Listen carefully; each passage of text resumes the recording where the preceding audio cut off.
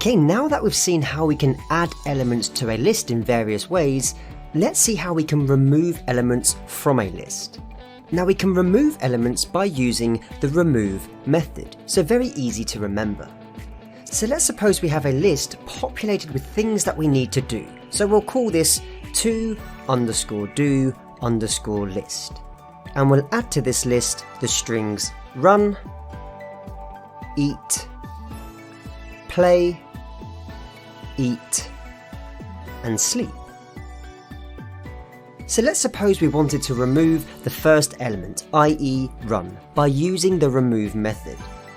To do this, we follow a very similar pattern whenever we call any method. So we'll first stipulate the list object that we want to remove an item from, in this case to_do_list, and then we'll place a dot. We can then access the remove method, and then we can open parentheses. Now if we quickly take a look at the documentation, we can see that this method will remove the first occurrence of value. So if we were to put run inside the parentheses, when we now look at the to_do_list, we can see that it no longer contains the string run. Now we can also use the .remove method on a list that has duplicate elements, so we can see here that we have two items that state eat. So if we were to now also use the remove method, but this time pass in the value eat, you can see that the first occurrence of eat has been removed, but the eat that resides in between play and sleep is still there in our list. So use the remove method to target a specific element that you want to remove. But remember, only the first occurrence of that value will be removed. Now a second way that we're able to remove items is by using the method called pop.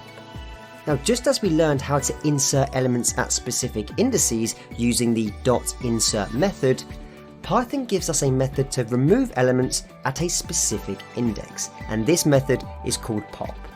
Now not only does it remove the value, but it also returns the item at the specific index specified. So if we quickly take a look at the documentation, we can also see that if no value is passed into the pop method, the default value will be the last item in the list, as can be seen with index -1. So let's see the pop method in action. Let's create a variable called coding_languages. And we will assign this variable a list with the first element being Python, then SQL, we'll put BMW, we'll then put C, then Ruby, JavaScript, Swift, and we'll finish with Audi. Now two of these elements are clearly out of place, so let's see how we can remove the two car manufacturers by using the pop method. So first let's remove Audi.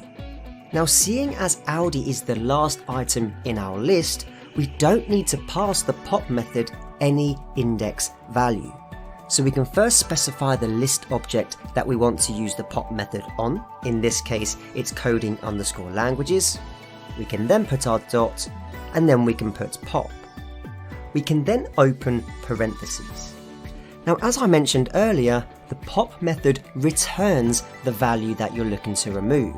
So we can actually assign this method call to a variable, and we'll call this variable removed_element.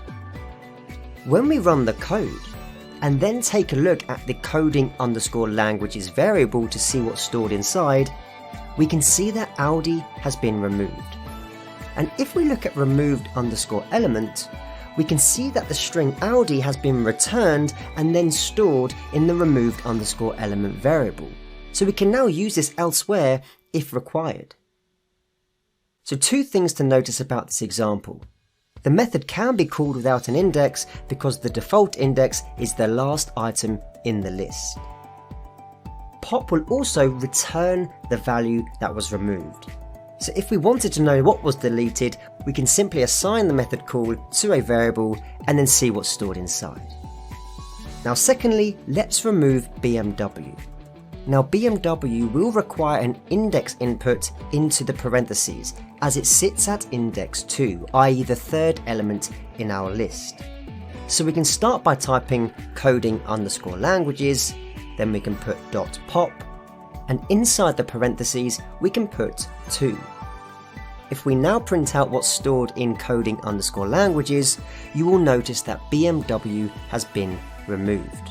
And this time we haven't stored it in a variable, which is an option as well.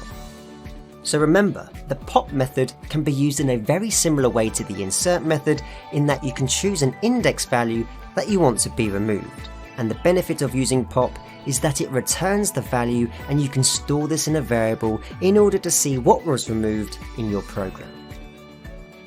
Now, one final thing to note with the pop method is that if you pass in an index that does not exist, or if you call the pop method on an empty list, they will both result in an index error.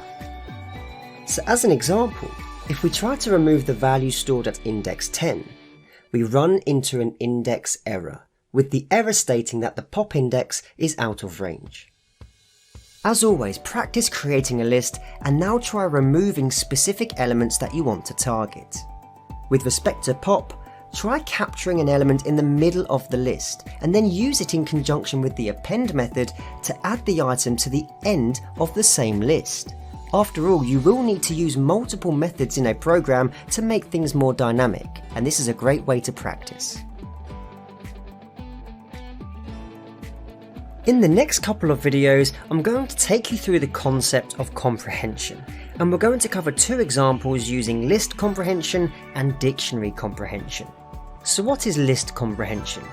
Well, it can be seen as an elegant way to be able to create a list of items based on an expression and a for loop.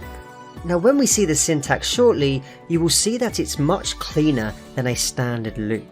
But it's not everyone's favourite approach, as it can sometimes be confusing to read, and some people prefer the extra couple of lines of code by using a for loop instead, but you can make that decision yourself.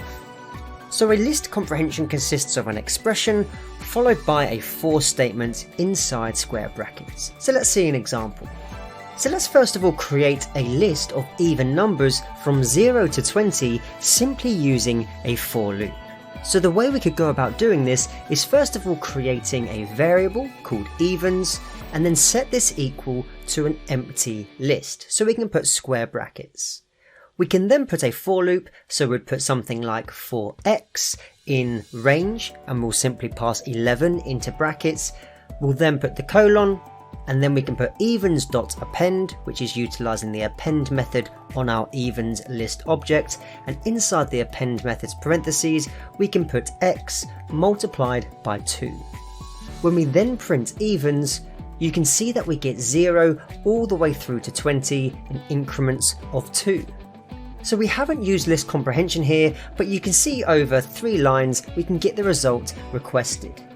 But let's now produce the same result using list comprehension.